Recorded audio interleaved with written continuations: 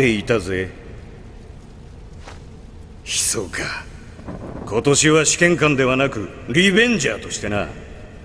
去年の試験以来貴様を殺すことだけを考えてきた。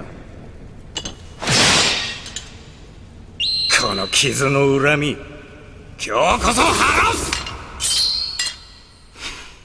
君が試験官として能力が足りなかっただけのこと、それを逆恨みって言うんだよ。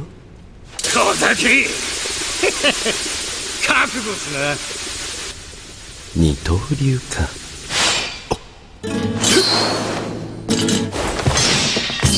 無限四刀流。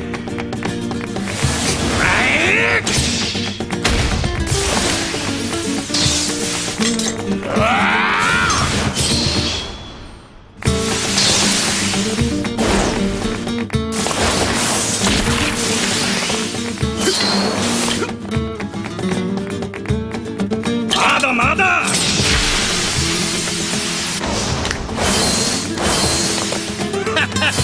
上下左右正面背後、逃げ場はない。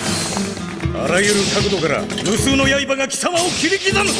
この無限攻撃をかわすのは不可能。普通にもがいてのたうち回れ。そして死ね。クソか。おっ、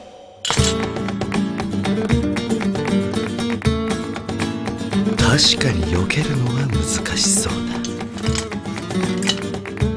なら止めちゃえばいいんだよね。バカな。俺は飛んでくる刀を受けられるようになるまで半年以上かかったんだぞ。